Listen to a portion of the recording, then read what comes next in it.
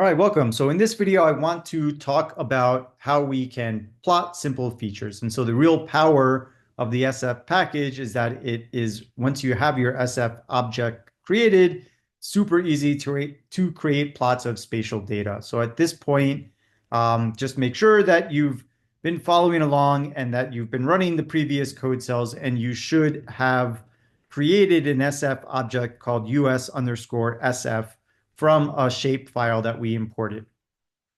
So now I've got this object, and we can talk about how we can create various plots of the United States. Each row in this US_SF is a different state. Okay, so one thing that I can do is if I just want to plot the polygons themselves, the geometries, and I don't want to plot any attribute, then what I can do is input my SF object into the st_geometry function. And what that does is it just pulls off the geometry column. And that's the column that has the polygons for each of the states. So this is just pulling off the polygons for the states, and then it's going to plot all of those polygons. So when I run an st_geometry function, it extracts that geometry list column. And so it has the structure of an SFC object for geometry list column. And now when I plot that, it's only going to plot the geometries. And there's our map, and it looks not great. It looks pretty small, since we've got the US covers a really expansive area. So what you may not know is, well, we've got the US, we've got Puerto Rico.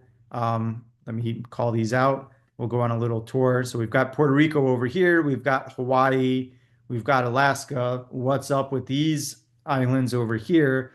These are actually islands that are part of Alaska, but they fall on the other side of the international date line. So they actually are considered very far east. So you can see, who knew that Alaska is the most western state as well as the most eastern state? That's a good little trivia question for you.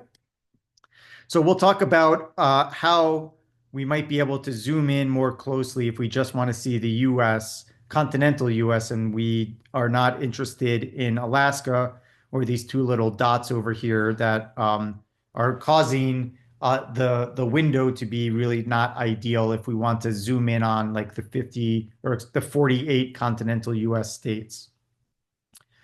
So we'll talk about that in a moment. But a second way that we could plot just the geometric list column is I could extract the geometry column. You just want to make sure that the name of that column is indeed geometry. But if I do US_SF and then $geometry, that's going to pull off the geometry column. It's going to be an SFC object as well, and we can plot it the same exact way, and we get the same exact plot.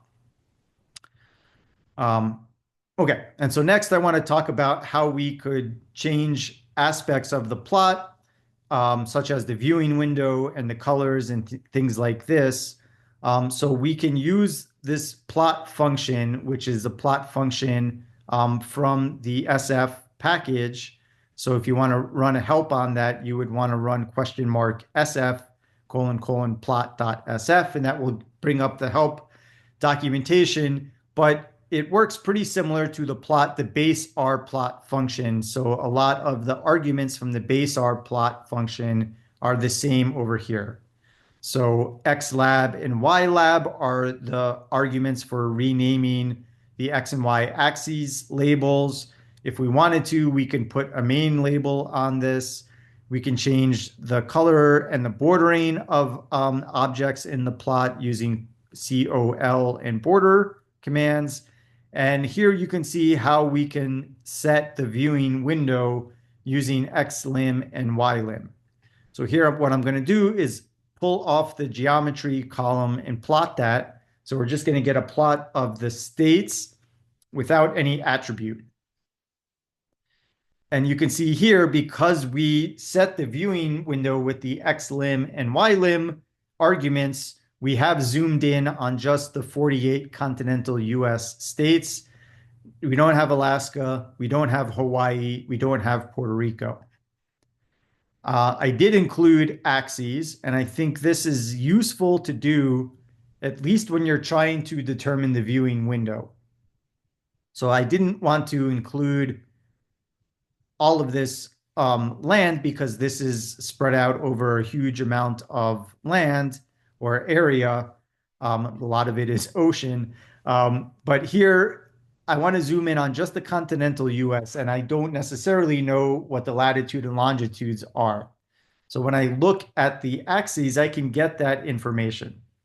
So over here, I've set the X limit from minus 125 over here up to minus 75. And I'm using minus values because west latitudes are considered negative, and east or west longitudes, excuse me, are considered negative, and east are positive. So I want to go from about 125, that puts us at the border over here, up to about minus 75. And then our chose tick marks appropriately, so it actually has tick marks that are a little bit further out. And for latitude, we have north and south, and north is positive, south is negative. So my latitudes are going from 22 up to 50 to go to include the scope of the continental US. Otherwise, I have colored the states in gray. I've colored the borders of each state in blue. And we changed the names of the labels on each axis. So that created this plot over here.